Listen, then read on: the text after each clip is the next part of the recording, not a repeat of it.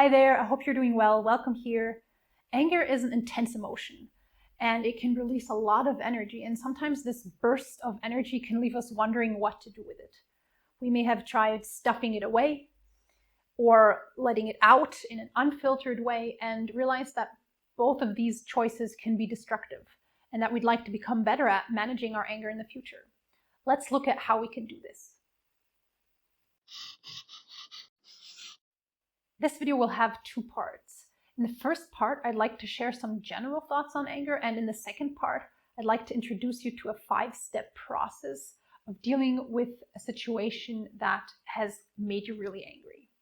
Let's get to the first part, the general thoughts on anger. One of the main reasons why we may not be dealing with our anger in a very constructive way can be that we have beliefs about anger that make it hard for us to cope with it and even acknowledge that we're feeling it, right? Like, anger is an emotion that we may not feel like we're supposed to be having. So it can be easy to ignore it or not to know how to deal with it if it's something that we don't reflect on or acknowledge or even address. So a very important step is to acknowledge that anger is a very common emotion. It is universal.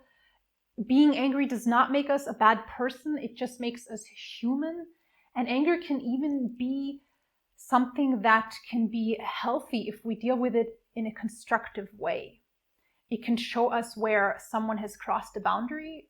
It can show us what is okay for us and what is not okay for us. It can show us injustice and maybe even inspire change and striving to live more wholesomely, setting those boundaries that were crossed, confronting the injustice. And what is important here is that instead of just letting our anger roam free spontaneously, because if we do that, we'll just cause hurt in ourselves and others, to learn from our anger, to listen to what it is telling us, and to become better at this. The first step is really to become more aware of our own anger patterns. So this is something that you can look at independently from a concrete situation you're facing now. Just in general, reflect on, maybe even write down, what are typical situations that make you angry? Is it the contact with a certain person? Is it a certain tool or software that often makes you angry? Is it the commute to work? And then what happens in those situations? How do you notice that you're angry? Do your palms get sweaty? Does your face get red? Does your voice get louder? Or are you making certain gestures or behaving in a certain way? What are some of the signs that you're angry? Are you maybe irritable? The better you know your own anger patterns, the easier it will be to recognize the triggers for anger and when anger is coming up. And the easier you're able to recognize your anger, the easier it is to deal with it. Let's now look at the 5 steps that you can take to deal with a concrete situation that you've reacted to with anger. The first step is labeling the emotion. This means that, first of all, in order to be upfront about our anger, in order to look at it, in order to decide what to do in the situation, we need to first of all become aware of what's going on. We need to acknowledge what's going on. We need to really feel what's going on and then become aware of it in a word. So become aware of your anger by labeling, by telling yourself, I'm angry. Or if it's in a milder form, I'm frustrated. Step 2, calm down. If your anger is very strong and you notice that before you're able to think any further about the situation, you need to calm down, do something that is calming for you. The stronger our anger is, the harder it is to notice what's going on around us and to think clearly.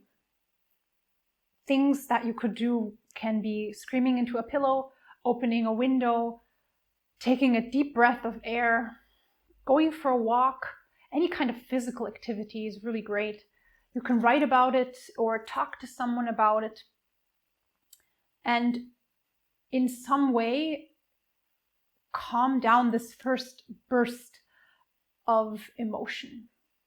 Step 3, figure out where the anger is coming from. So this is how we usually get angry. Something happens. This triggers a reaction in us, which causes us to feel emotions like hurt, pain, sadness.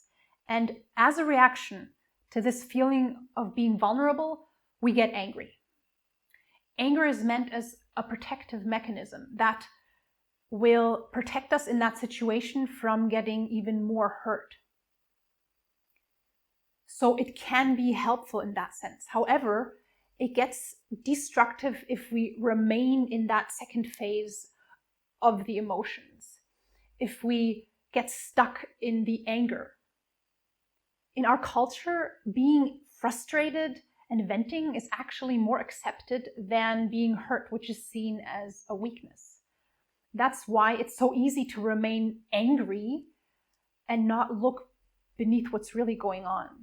Anger is also called a tip of the iceberg emotion, which means exactly that it's a reaction to something else, and this something else is underneath the water, and it can be a lot bigger part of the situation. Anger can make us feel like we're in control, or it can divert our attention away from the hurt and pain that is beneath the water. And if we really want to resolve the situation, then it's important to, first of all, allow ourselves to look beneath the water and to really see what's going on there, to allow whatever is going on there to go on, to allow yourself to be hurt, to feel vulnerable or in pain.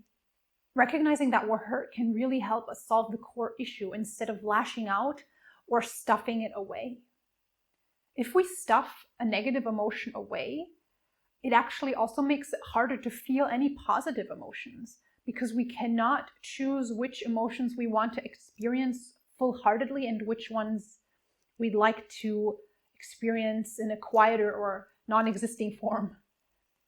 If you decide to turn away from a specific emotion, you turn away from feeling emotions strongly altogether. Step 4, soothe the pain. Step 4 is resolving the situation inside of yourself first. Connecting to your inner voice of soothing, self-compassion, and uplifting inner dialogue.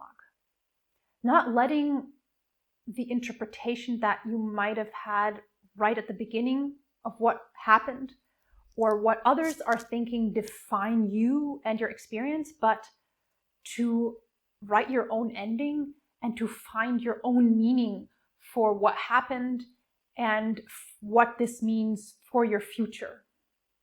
Step 5, deal with the triggering situation. And this is something that you can really only do if you've gone through the other steps of resolving it first for yourself. If you go out and try to fix it right then and there, you might say or do things that later you'll regret.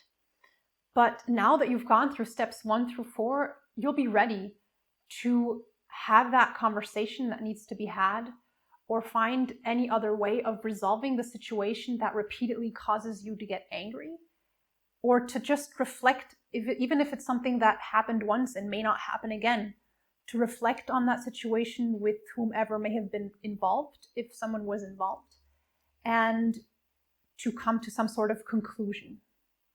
Let's look at an example. Let's say your colleague got assigned to a project that you had your eye on.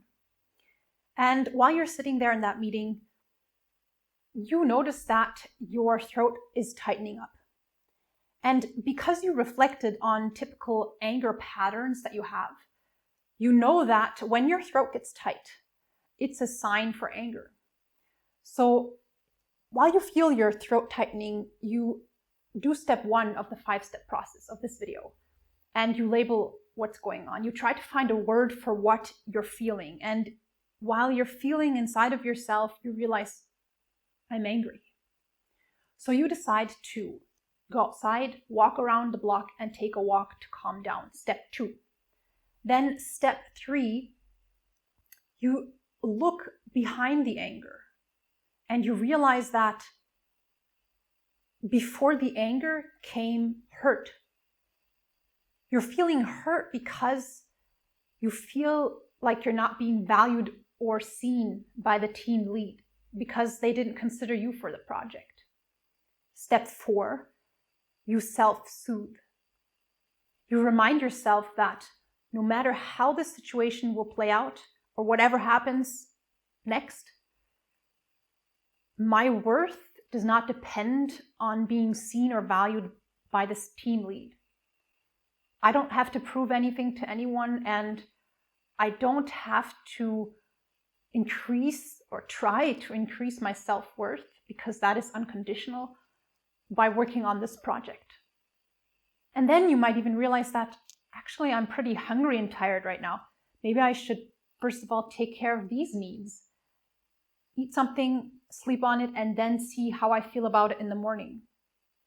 And the next thought might be, and actually I haven't even talked to the team lead. Maybe they have a totally different reason for not assigning me to the project. Let me not jump to conclusions. And then step 5 would be, and that doesn't have to be on the same day, to seek out the team lead and have a conversation about it. I noticed that Jane got assigned to this project. I also really wanted to be part of it. What are your thoughts on this? Dealing with anger in a constructive way really requires us to face it, even if that is uncomfortable. Anger can make us feel really out of control and overpowered, but this only happens if we try to avoid dealing with it, if we try to stuff it away or turn away from it.